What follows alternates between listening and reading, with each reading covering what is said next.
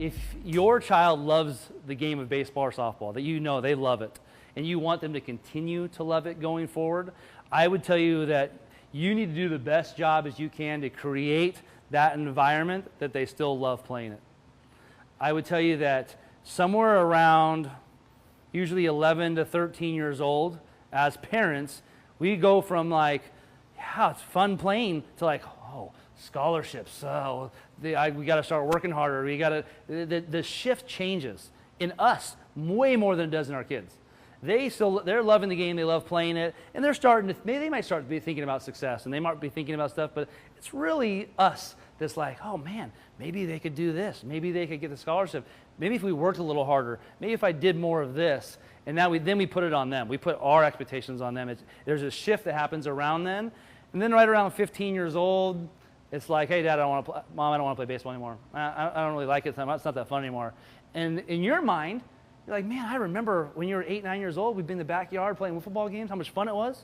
What has happened between then and there? And I would tell you that most of the time it's on us, that something has changed in how we've put the expectations on them in that. And so I think that when it comes to our kids, yeah, there's times that we have to push them a little bit to get through whatever the thing is.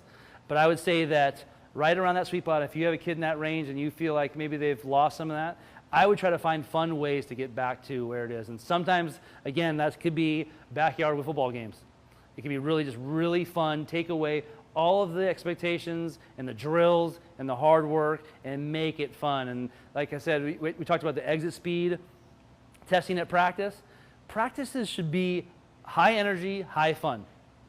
That's what a practice should be. And at every station, if it's competitive or a game or something like that, to me, that is how you keep players in the game. So that when they get to high school and they move on, they're still enjoying the game. And so I would just look at yourself going forward, hey, how do I get my kid to love this game more, put more love and fun into the game? And I think that they will end up playing in this game a lot more. And sometimes you have kids that are awesome. I mean, I'll tell you, for myself, 9, 10 years old, I threw a tennis ball against the garage door for hours. And I loved it. I had a great time.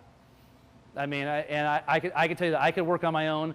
I would play basketball in my driveway for hours until it got dark out, pretending I was Jordan or pretending I was this guy, and having imaginary games in playing basketball in the driveway just by myself. And I'll tell you that 2018 is a lot different. That doesn't happen that often, but we can still encourage fun ways to get out there and fun ways to do all the things that they want to do without making it all about, all right, you got to do 100 line drives before you can go eat your meal. Like, to me, it sounds good from a hitting standpoint, but it doesn't sound like a very fun thing to do. But if I said, hey, let's go play home run derby in the backyard and with the wiffle ball bat, and let's do home run derby or whatever the fun thing is, I think my kid would be much more likely to go out there and do it than so.